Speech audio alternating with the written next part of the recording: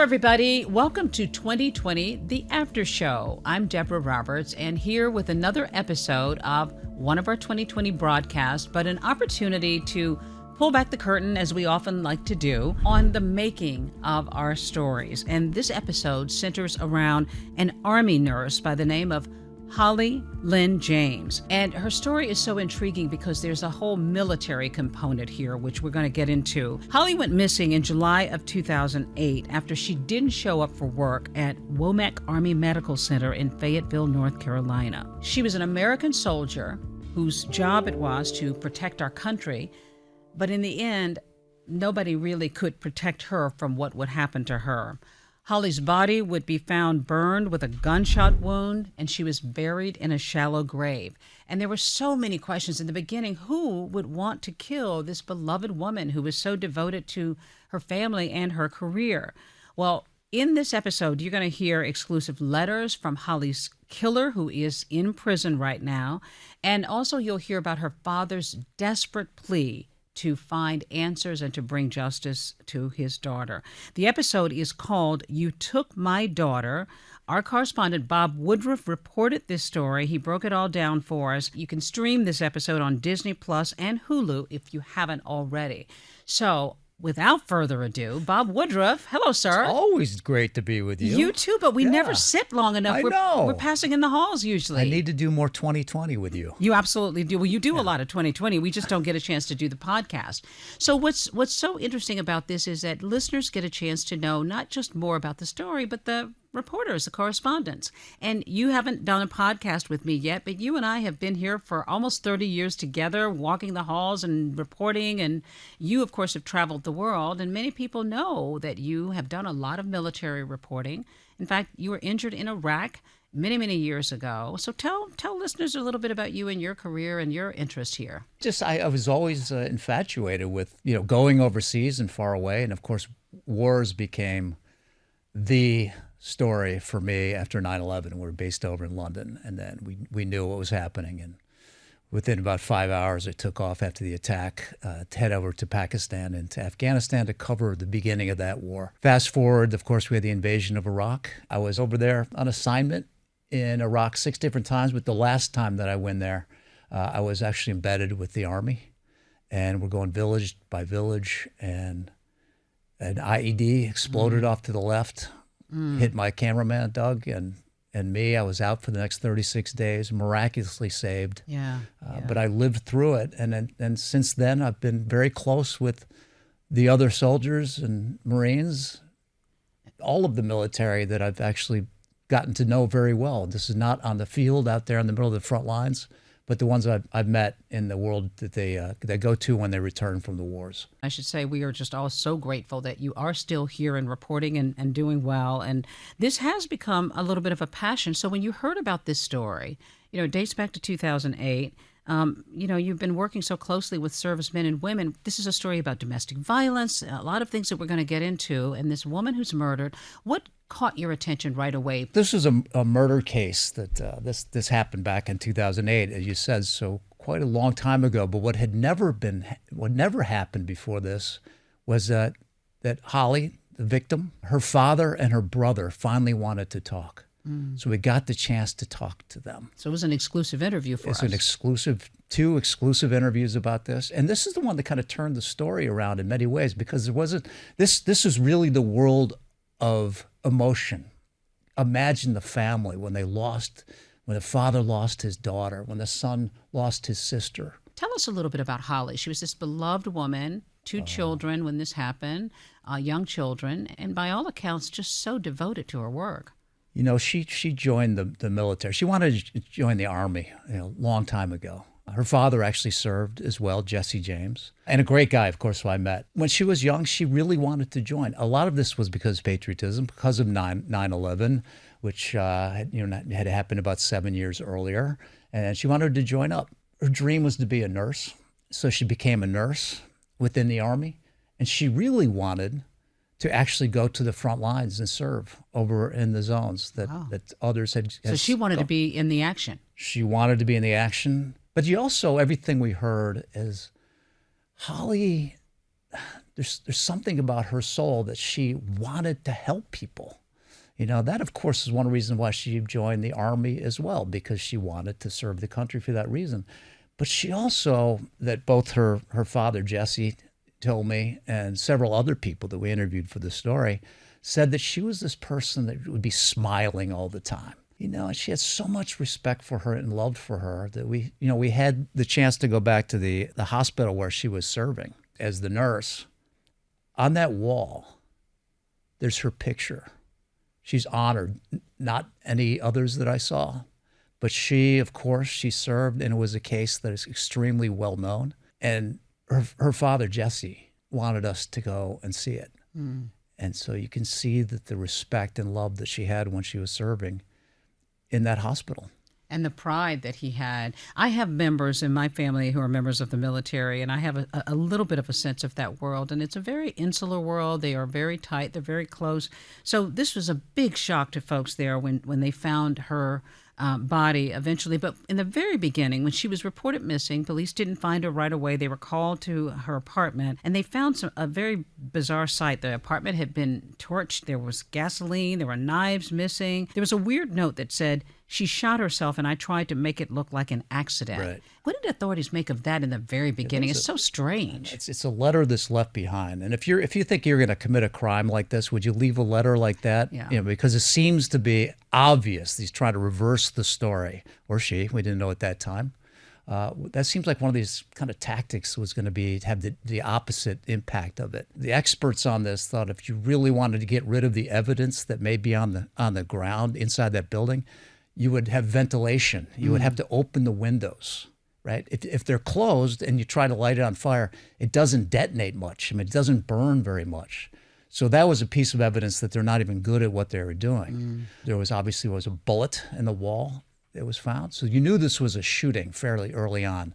It seemed very clear that this was not a suicide, which was one of the fears that people had when they had no idea where she went. Yeah.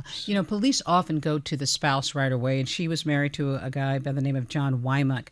But they quickly kind of zeroed in on one of his friends, Kyle Alden. She was Army, and they believed at this point that it was possibly her husband, John, he was Marine. So they of course went to Camp Lejeune to try to find out the people that he knew, check out his background, where was he, what had he done that day, and Alden was one of his closest friends, or at least he was one that he knew well. We heard later on in the case that he was not really respected by John because it didn't seem like the most brilliant man, let's put it that way. He made a lot of mistakes along the way, but they wanted to see, they looked around all of the Marine base and see if they could talk to others that knew any information about John. And of course, Alden, he became the number one most important witness to them. Kind of a person of interest. So they start questioning him. They show pictures of Holley and the children. They kind of know they can kind of get to him on a very personal level.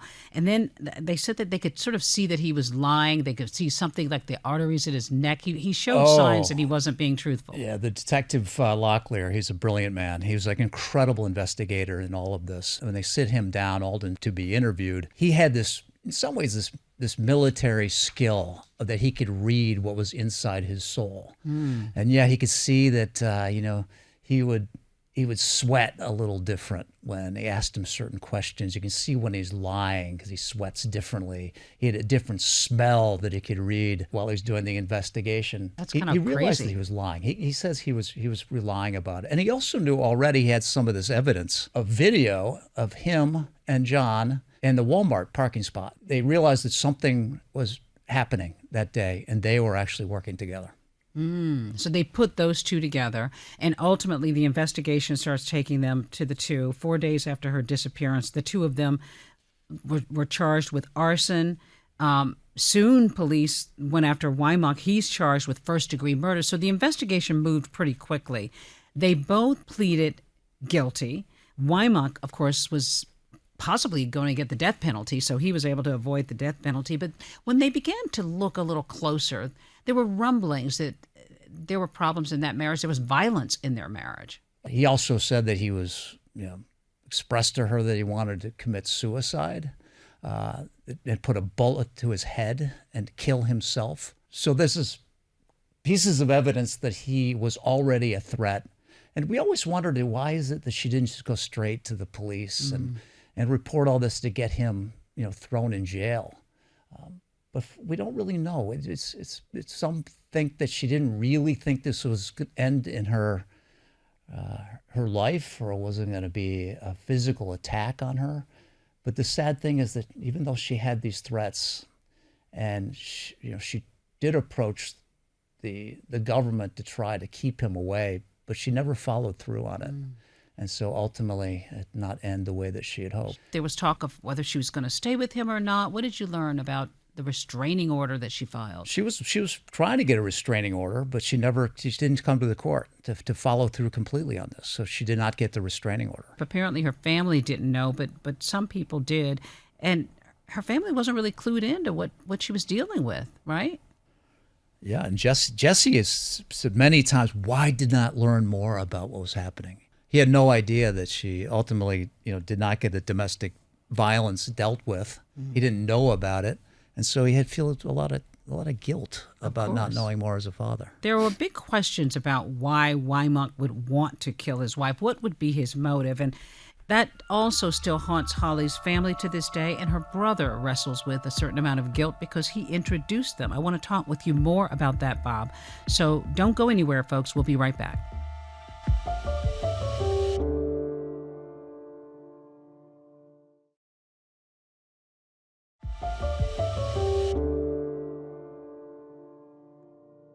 You put them together. The man that you introduced to your sister ultimately killed her. Right. It's part of what haunts me for a long part of my life, absolutely.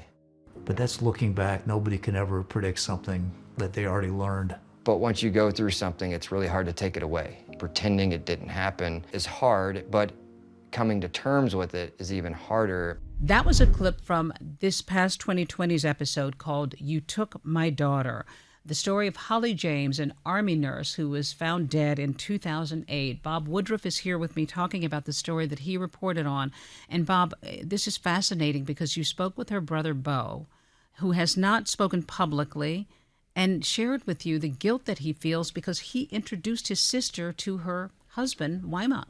Deborah, this is one of the points that made me very interested in this story, because I can't imagine what it would be like to have done this.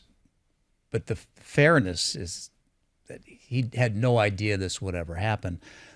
That John and him, Bo, they served together in the Marines in Iraq, side by side, witnessed the same things, had the same experience. They become extremely close. Kind of like brothers. Yeah, it's like they're like brothers, yeah. They would do everything for each other. So he comes back, both of them come back, and they're now at the base, Camp Lejeune, and he says, listen, John, you've got to meet this great woman, my sister, Holley. And so he introduces them together. So they were close. And then suddenly this can take that turn. And, this is the story that made it unbearable to him. His thoughts about guilt for being the one that introduced his sister to the one that ultimately killed her.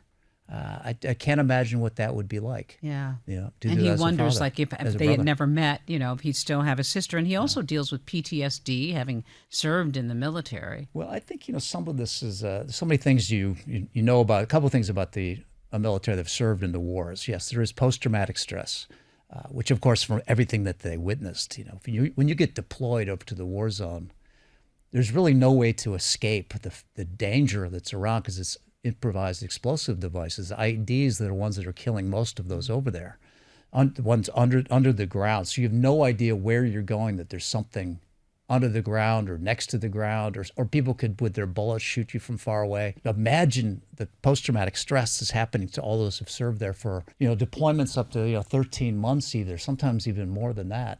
So he was certainly suffering through that. One of the other things that we learned about John and Holley is that Holley outranked him. She had a higher rank in the Army than he had in the Marines. And so this was kind of like that machismo sort of feeling that you have in the military. I mean, all of us as men go to some degree, but in the military it's just a little bit more extended. And there's a lot of thoughts, even though he John never admitted anything, didn't even express any, never gave any apologies. But we're told by those that are around that he had this, he kind of expressed it once in a while about the fact that he couldn't quite take it. And that can be a big contributor to some stress in the relationship. Bob, from your military perspective, clearly they had a comfort level with you. And when we talk about Holley's dad, Jesse, a retired U.S. Army sergeant, I mean, he was relentless in his search for answers, and I want to talk more about that, but they must have felt a little bit comforted that you understood their world a little bit. You know, I think we had concerns that Bo would interview with us. Certainly his father did want to talk to us. Jesse certainly did, but we were worried about Bo. In fact, he expressed that he's not really sure he really wants to talk about it yet because of his guilt that he felt, but he had not spoken about this case since it happened back in 2008.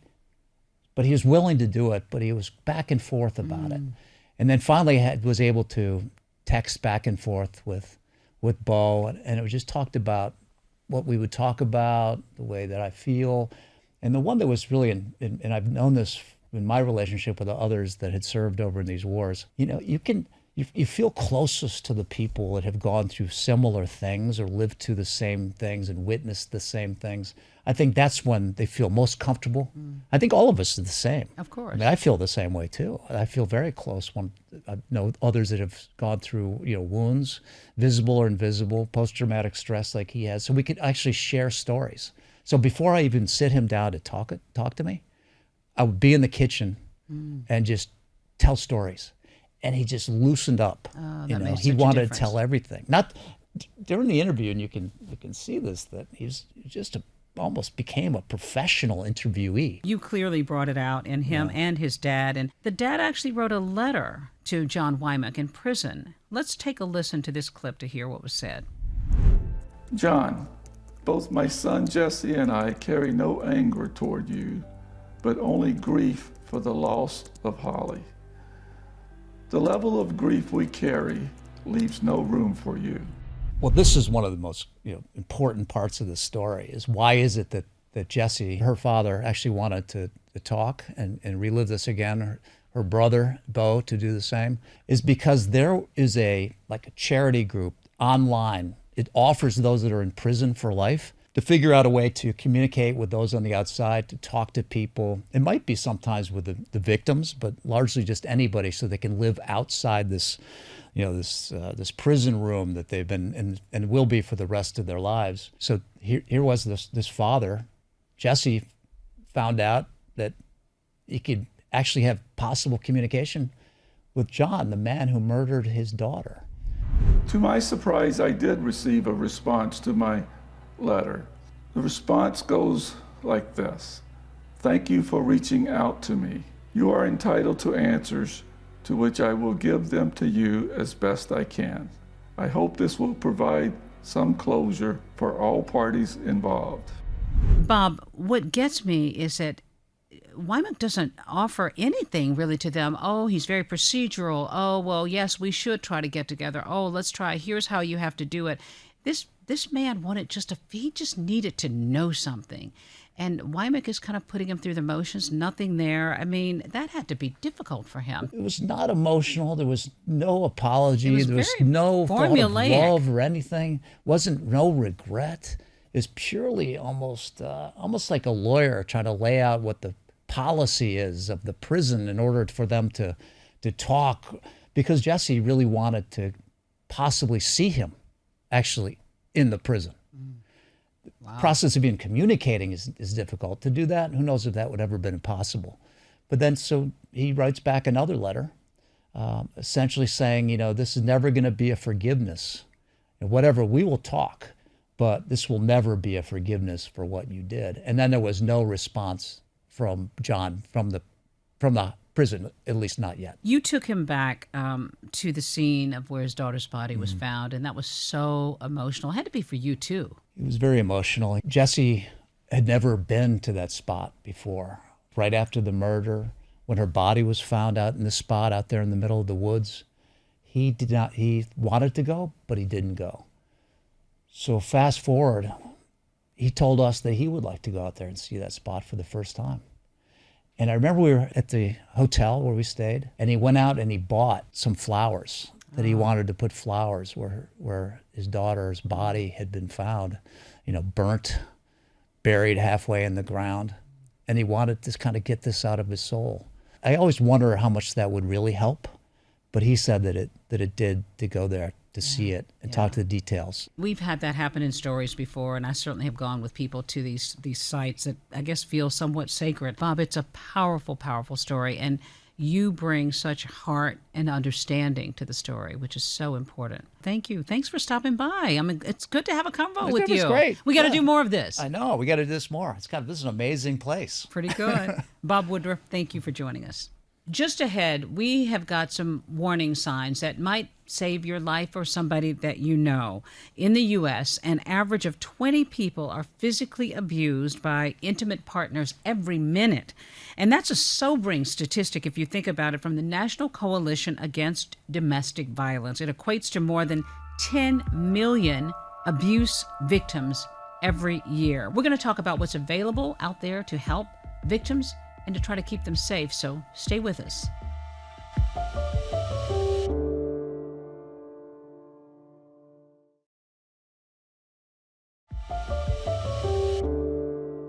Welcome back to 2020, the After Show. As you just heard, this story centered on a story that is sadly not too uncommon here in the U.S. We told the story of Holley James, who was a loving Army nurse, a mom of 2 children, who was killed at the hands of her own husband.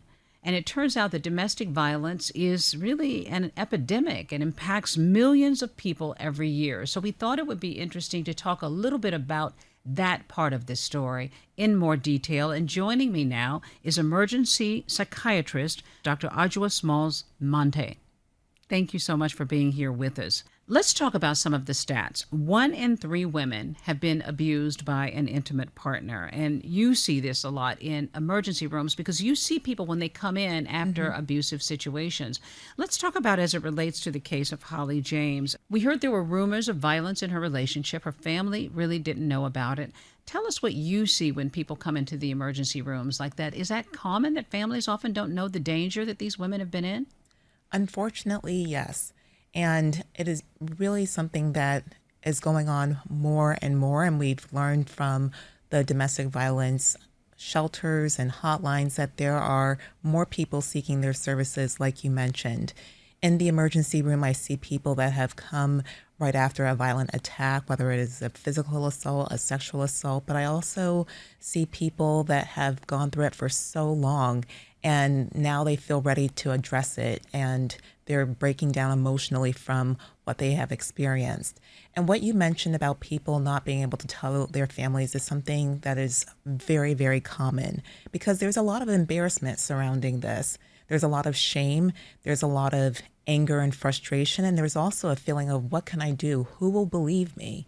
And a lot of people that are victims of violence, they have grown up in environments where they have seen other people be victims. And one of the things that perpetrators do is try to make you feel like there is no way out. There's no one that you can talk to. In this case, Bob mentioned that Holley's family was just at a loss. They did not know that she was dealing with this, and they didn't particularly see any warning signs. What are warning signs that people should be looking for? So some of the things that you should be looking for are how you think about how do we get to the point of somebody being involved in a domestic violence relationship. And a lot of times it can start off as a lot of good feelings. The relationship progresses very quickly, almost, there's love bombing that can happen, a lot of adoration, and people might say, oh, wow, this is too good to be true. And then things start to happen. So if you notice that they're checking in very frequently, where are you? They're texting you frequently. They want to know everyone in your life. They want to be with you all the time. That's a sense of control that the abuser is trying to have. And so somebody on the outside might notice, oh, wow, this person has shown up to every single event. You can't get a minute away from them. Another thing that we tend to see is that people then feel like there is a threat of violence. The person will actually say, if you do this again, I'm going to do this or that. So it doesn't necessarily always come out of the blue for some people. They might threaten to hurt you. They might threaten to hurt themselves if you leave, because people can start to sense like, okay, something is wrong. And then comes the acts of violence. And that is what is really, really hard. And it comes as a shock and a surprise. But then the perpetrator will say, oh, it'll never happen again. And they try to placate you. And you think, how can this happen? So people think, they believe we're humans, we have hope. And so we stay around. We might think, okay, this will never happen again. What about the idea of getting out? Bob Woodruff mentioned in the report that she had actually filed some paperwork. There was some effort on her part, but yet she didn't follow through. She didn't show up in court. Mm-hmm. Common? It is common that people don't want to report things. And even when you start to report things, people then might get scared. Is something going to happen to me, or will this actually be effective? And they don't go through the process. And so that's where I say it is very important to have at least one confidant, one major support that can help you get through this, help you see it to the end, and to not only keep this situation to yourself. And you do have to be discreet with who you're telling about because you this need to know it's situation. somebody you can trust. Mm-hmm. You also say that there are things that people should do, too, when they're trying to get out. I mean, they should have some money set aside. You have some real tips. Like you mentioned, there's increasing rates of domestic violence, unfortunately. And we also know that when people try to leave in that 2-week period, that is the highest risk of actual physical harm and even murder or, death to the person that is trying to leave. So you can't just always pick up and leave, and you need to be very strategic in your planning. So if you are able to plan, things that you want to do are document what is happening. You write in a journal. If you have a physical injury to yourself, make sure you're going to the doctor. Make sure this is written down, because later on, when legal proceedings might start happening, you will need that. It can be useful in court. 100%. And then the other thing that you want to do is have a to-go bag ready. You want to have in there your ID. You want to have money, enough money, because one of the reasons why people don't go is because they don't have enough money. But start trying to build a secret bank account. You want to have documents. Another reason why people don't leave is because of children. What is going to be your plan for your children? Where are you going to go? Make sure you have your children's important documents too. And you may not want to keep the originals. You might want to keep only copies at that time, because if your partner starts to know you're trying to get out, they can try to stop you. The violence can escalate at that time as well. A real strategy. And then I want to say, when you make that decision to leave, you want to be definitive. You want to leave, go as far away as you can, or to a very safe place. And there are different shelters that you can go. They're not marked so that it is hard for anyone to find out where you are. And finally, that is when I would actually say, after you have left, you want to maybe start the process of doing a restraining order, because when you start that, people know that they're caught. That's right. And then the tension really flares in a relationship. What about resources out there? Because some people may not have the resources. They worry they can't do anything. Mm-hmm. What's available out there to help someone who wants to leave an abusive relationship? So the first call I would make is to the National Domestic Violence Hotline. There's a sexual assault hotline in different cities like New York City, New York State. There are also hotlines for domestic violence. You can make a plan with a person that is there to help you. If you also need to just get away in an emergency, you can go to a police precinct and say, I need to be safe. You can go to a hospital. We have victim services there available for people, and that can get you in a place connected to someone that can help make a plan for you. One of the things that we talked about is planning and being very strategic and when you're trying to leave. But sometimes an emergency, or you might be in such peril and physical danger you have to get out immediately, I say make up an excuse. Say that you're feeling sick, go to the hospital. No one can really argue with that. When you're in the hospital, the doctor has to examine you by yourself, and then you can tell your doctor what's going on. And that has happened to me a couple of times, and we can make an excuse to get that person out of the hospital so that you're safe for that time, and things will proceed from there. Most important thing is to try to get yourself out safely. Mm-hmm. Well, these are such great tips and such great information. Dr. Smalls, thank you so much for joining us. Thank you. To our listeners, we thank you for joining us again for this podcast episode. And of course, a reminder, you can watch us for our latest 2020 episodes on Friday nights, of course, on ABC. And you can stream episodes like this one anytime on Disney Plus and Hulu. And we want to point out that if you're experiencing abuse, you can get help by reaching out to the National Domestic Violence Hotline for confidential support 24/7, 365 days a year. They can be reached at 1-800-799-7233.